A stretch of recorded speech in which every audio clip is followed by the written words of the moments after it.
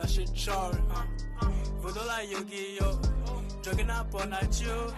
Voodoo like Yu-Gi-Oh! I feel like I'm always wearing this thing. Anyway, what's going on YouTube? It's your boy Red. Today we have a Sky Striker profile for you guys. Deck's pretty niche. Some options in here can be switched out for other options depending on how you want to play the deck. So, getting into the Sky Striker part of the deck, we have our 3 copies of Sky Striker Ace Ray. So, when you're doing a lot of link summoning with this deck, Ray is one of the monsters that meet the requirement for your links.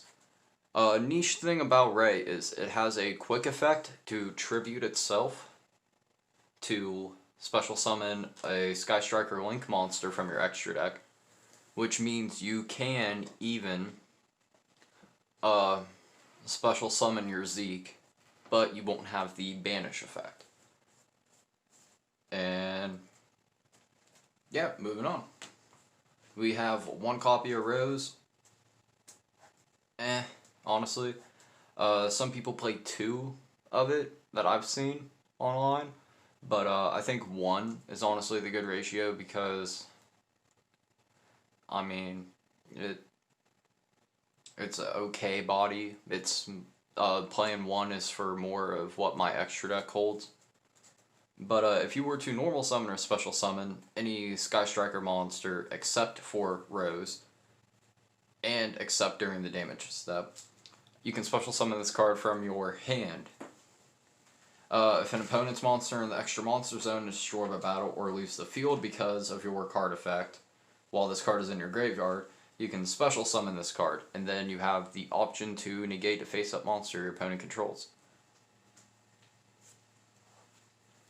Moving in for the spell section of the Sky Striker engine, we play the Area 0.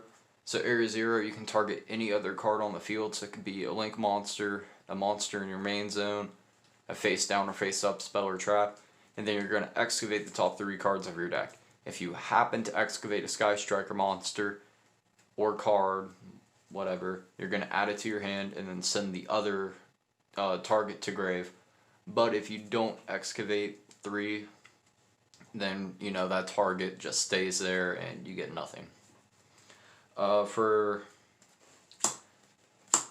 Widow Anchor being at 2, even though the ban list says we have 3 now, I have a 3rd one coming in the mail, but with this one, as long as you control no face-up monsters in your main monster zone, you get to target a monster on your opponent's side of the field and negate its effects.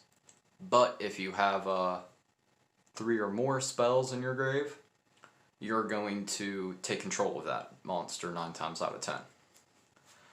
2 Eagle Booster.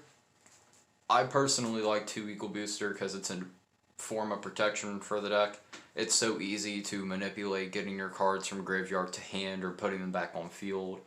So I feel like 2 is like the perfect ratio for it. Same thing with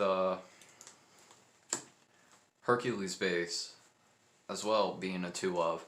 So the equipped monster can't attack directly, but if it destroys an opponent's monster, well, no, if it destroys a monster by battle, then while you have 3 or more spells in your grave, you get to draw a card.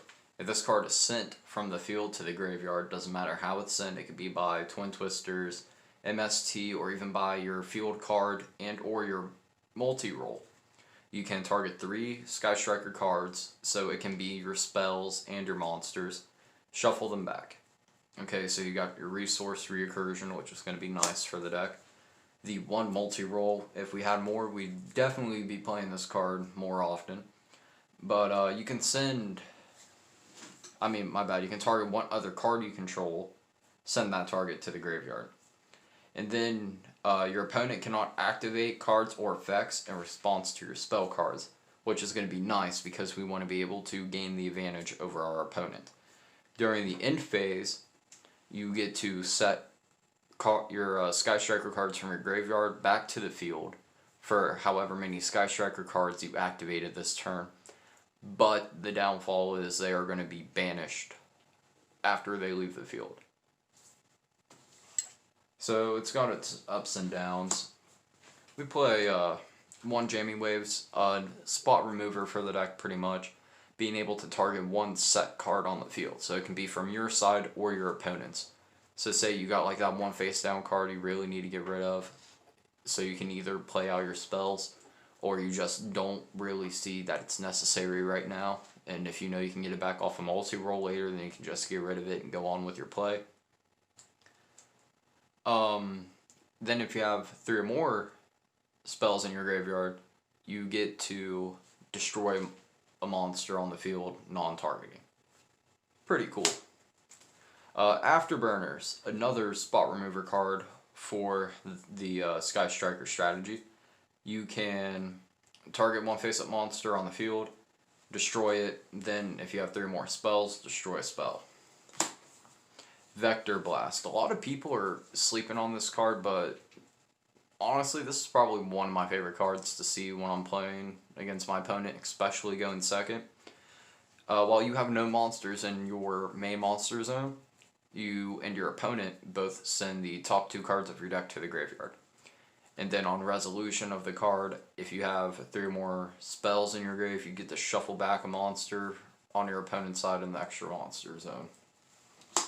The one Hornet Drone, because sometimes the Ray and Rose may never show up in your hand depending on how the duel goes. But Hornet Drones fixes that, being able to special summon a level 4 Sky Striker Ace token. One Shark Cannon for pretty much like a DD Crow in a sense, as long as you have no main monsters in your main monster zones, whatever. And if you have 3 or more spells, instead of banishing that monster from your opponent's graveyard, you can special summon it to your side of the field instead. But it can't attack. That's the only downfall of Shark Cannon. And then the one Scissor Cross. Scissor Cross is actually kind of important. At first, I wasn't like, when this card first just came out in, what was it? Ignition Assault. I read it and I was like, okay. And then I put it in, started playing with it, and I just really enjoy it. Being able to add a level 4 Sky Striker Ace monster from your graveyard to your hand, and or if you have 3 spells in your graveyard, to special summon it. Now for the staple options for the deck. Again, this can change up depending on how you want to do it. I play one Rhoda because I want to be able to search out my Ray and or Rose and just go off. The 1 day apiece for if we somehow get stuck going first and we don't have any form of play starter. Protect our life points for a turn and then we just fucking pray. 1 Pot of Avarice. You're going to be doing a lot of link summoning because your link monsters do different things, but it's all like in a combo line sequence kind of deal with your link monsters. So being able to shuffle back your link monsters and or 1 Ray or however many you have in your graveyard of what monsters isn't going to be bad either because you get to draw 2 more cards. 1 copy Metal Foes Fusion. This card is really just in here for the effect purpose of if this card is in your graveyard, you get to shuffle it back and draw a card. Card Destruction, because we can survive losing cards from our hand and drawing again, because 9 times out of 10 it's just going to be spells that we can use. And it helps fill up your graveyard quicker to get the 3+ spell effects to go off of your Sky Striker cards. 1 card of Demise, just because we love to draw in the deck. I mean, who doesn't like to see a Demise in your opening hand setting 4 and then starting off with another 3 more cards? 1 Raigeki, just to clear board if needed. I mean, again, you're just looking for a quick way to put your spells in grave, so that way you can get your Sky Strikers going. 1 Double or Nothing, which we will get to later on in the extra deck, which I'm pretty sure you guys can guess. And for more negations and screw you, we play 2 Dark Ruler no more. I was running 3. I feel like 3 may actually be the better call than running 2, but for right now I'm actually comfortable with 2, because we are no longer going into a combo-based format. We're going to be looking into more of a control-based. So That's my only argument for running that many copies of Dark. 3 Foolish Burial Goods. Not only is it going to allow you to have a spell card in graveyard or 2 spell cards in graveyard, if you don't open up with your Metamorphosis Fusion, you can just dump it, shuffle it back, and draw a card. For more screw you to your opponent, we play 3 copies of Forbidden Chalice. Originally, I was running hand traps like Ash and Effect Veiler, and then I sat down and I thought about it. I was like, I could just play Chalice. It does the same thing as those cards, pretty much. Gives my opponent an extra 400 attack, which, you know, kind of sucks. But if you have Shizuku with a lot of spell cards, that attack gain isn't going to matter. And it's a spell card, so, I mean, hey, Sky Strikers, 3 or more spells. Chalice is a spell, why not? And because we don't like our opponent, we also play 3 copies of Mystic Mine, because I feel like it just splashes in very well with the deck. And to round off the main deck, we play 1 copy of There Can Be Only One, because of Ray and your links. Your Ray is a warrior, your links are machines, and you can still tag out from warrior to machine on your opponent's turn, which I still think this card is still just as powerful as it seems. I mean, screw it. Why not? Starting into our extra deck now, we play 3 Hayate. So, after damage calculation, Hayate is going to send a Sky Striker card from your deck to graveyard. Plus, it can attack your opponent directly for 15. So, poke for 15, send a card, and then your next play would be to link into your Kagari if you want to add that card from your